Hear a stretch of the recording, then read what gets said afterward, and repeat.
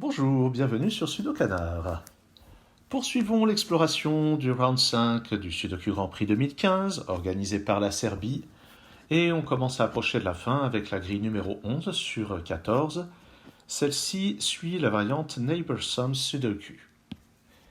Donc voilà à quoi ça ressemble. Alors on voit le F6 là qui fait suite à ce qu'il y a eu précédemment. Et le principe, on a un Sudoku standard avec les 9 blocs 3-3, et on a de temps en temps un petit rond ici qui nous indique la somme des deux chiffres qui sont tout autour. Alors on peut remarquer qu'ici la somme n'est pas donnée, c'est qu'on ne doit pas en avoir besoin pour résoudre le problème, mais le rond a quand même été mis pour des raisons esthétiques. Donc là, ça signifie que la somme des deux chiffres ici vaut 5, la somme des deux chiffres ici vaut 10. Et donc ça remplace des chiffres explicitement donnés habituellement. Il y en a quand même 3 qui ont été mis. Et puis voilà. Donc la grille rapporté au moment de cette épreuve 30 points, ce qui donne un temps de résolution idéal de 4 minutes 30. Donc normalement, ça doit être assez facile. Je ne l'ai pas cherché avant.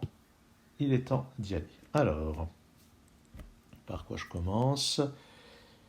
Je vais commencer par ça, parce que 13, ça nécessite des gros chiffres. 6, ça nécessite des petits chiffres. Plus précisément, 6 peut être obtenu uniquement par 1 plus 5 ou 2 plus 4. Et donc les seules possibilités, c'est d'avoir 4 ou 5 dans l'intersection. Ça sera 4 plus 9, ou pour le 13, ici ce sera plus 8. Et on va regarder de quelle manière ce que ça implique. Tiens, ça va être vite vu. Si je prends le 5, ça implique un 6 ici. Ça implique un 1 pour faire 6 et un 8 pour faire 9. Et on a le 8 qui clash. Donc on est sûr que c'est la solution qui est à gauche. Ça va donc être 9. Ici ça fait 2, ici ça fait 6. Ici 2, ici 8, 4, 3 et on ne sait pas combien. Et puis ici 7, ici 6, 5 et maintenant on sait que c'est 1. Donc l'indice qui n'est pas donné ici est un 4 et c'est vrai qu'on n'en avait pas besoin. Ensuite, on peut faire un tintouin similaire par ici. Ce 12 n'est pas fait avec 9. Il y a plusieurs manières de faire 12 avec deux chiffres. Il y a 9 plus 3, 8 plus 4, 7 plus 5. Donc on n'a pas 9 plus 3 et on ne peut pas avoir 7 plus 5 parce qu'ici on peut mettre ni un 7 ni un 5 pour faire une somme égale à 5. Donc c'est forcément 4, 8, ici 1, 9, 3, 5 et 6, et 6 et 2.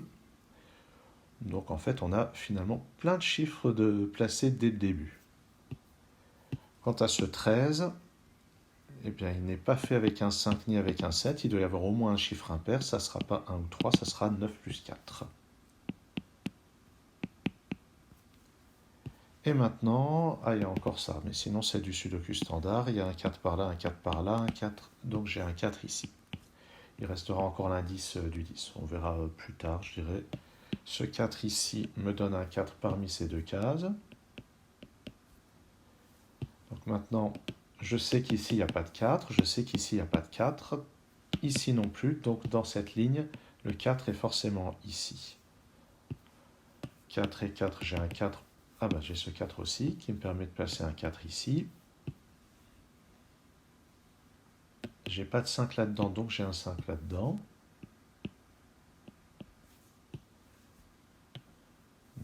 Dans cette ligne, il me manque un 7 et 9. Le 7 et le 9 sont déjà pris dans cette colonne, donc c'est comme ceci.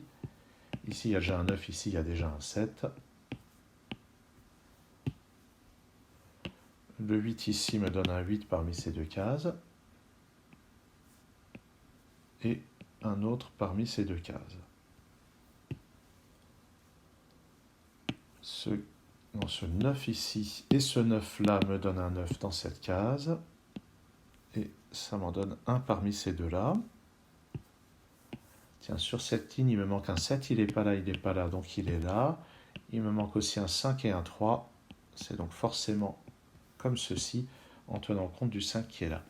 Alors, on peut voir que là, on a 1, 3, 4, donc je ne peux pas utiliser 1, ni 3, ni 4 pour faire 10, et j'ai besoin d'un chiffre en dessous de 5, donc ça va forcément être le 2. Ici, c'est 2 et 8 pour faire 10. Et maintenant, c'est vraiment un Sudoku standard. 9 et 6 ne sont pas là-dedans, donc dans ce bloc, ils sont forcément là. Le 7 ne peut être que là, donc c'est un 5 ici. Dans cette colonne, le 6 n'est pas là, il n'est pas là, donc il est là. Il me manque encore un 1 et un 9, ça sera forcément comme ça. Ici, j'ai besoin d'un, non pas d'un 4, j'ai besoin d'un 2 et d'un 8. Je les note. En bas de cette colonne, il me faut un 4 et un 8. Je vais les noter.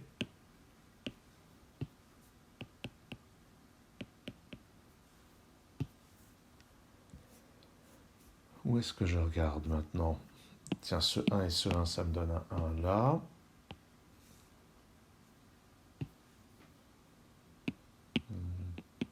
8. Ah, sur cette ligne, il me faut encore un 7. Il est pas ici, il n'est pas là, donc il est là. Et pour compléter cette colonne, j'ai besoin d'un 1 et un 3. Là-dessus, il me faut encore un 8. Il n'est pas là, donc il est là. Et dernier chiffre, c'est un 3. Ce 3 et ce 3, ça me fait placer un 3 ici. Et j'ai un 3 quelque part là-haut. Quelque part, pas quelque part. Dans ces trois cases, il me manque un 1, un 8 et un 5. J'ai juste pas de 8 ici, donc c'est un 1 ou un 5. En fait, le 1 est ici ou là. Donc logiquement, ça devrait être bientôt fini quand même. Dans cette colonne, il me manque 3, 6 et 7. Ici, c'est 6 ou 7. Ici, 3 ou 7. Et puis j'ai un 3 ici ou là. J'ai un 2 quelque part là-dedans. Ah, je note que d'après ce 6, ouais, d'après ce 6, j'ai un 6 là-dedans. Donc le 6 est forcément ici. Et c'est forcément un 3 au-dessus, puisque j'avais un 3 dans ce coin-là. Donc là, c'est un 7. Et en bas, c'est un 2 et un 7.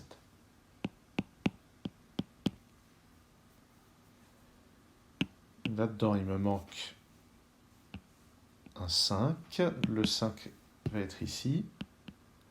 Les deux autres, c'est un 2 et un 6 qui vont donc être comme ceci en tenant compte de ce 6. Je peux supprimer ce 2 et ce 8. Et j'en déduis que le 8 est au-dessus. En bas, c'est un 1 ou un 5. Ça, on le verra plus tard. Dans cette colonne, le chiffre qui me manque ici est un 3. Et pour compléter le bloc, en plus du 9, c'est un 8. Ah, en fait, ce 3 nous libère ceci. Oui, je crois que j'ai rien de plus pour le moment. Dans cette colonne, 1, 5, 2 et 6. Je n'ai pas le 6 là-dedans, donc il est là. Ce qui me permet de déterminer qu'ici c'est un 9, ici un 6, ici un 8, ici un 9, ici un 2 et un 8. Là-dedans, il me faut 1 et 3, et d'après ce 3, c'est comme ceci. En dessous, il me faut un 2 et un 5, et d'après ce 2, c'est comme ceci. Par ailleurs, ce 1 me permet de résoudre cette ambiguïté. Donc maintenant, on a presque fini. Ici, c'est un 1 et un 8. D'après ce 1, c'est comme ça. Donc ici, j'ai un 4, ici un 8, ici un 9, ici un 4. Là-dedans, j'ai besoin d'un 2 et d'un 5. Et d'après ce 5, c'est comme ça. Donc ici, c'est un 7, ici, c'est un 2. Et pour finir, la dernière ligne, il me faut un 9. Et l'avant-dernière ligne, un 7. Et ça colle. Voilà, donc cette formule était un peu un sudoku standard, un sudoku classique déguisé, puisque les chiffres qui étaient codés derrière ces sommes étaient en fait bien déterminés assez rapidement. Il n'y avait pas d'ambiguïté qui traînait. Merci d'avoir suivi cette vidéo. À très bientôt sur Sudocanard.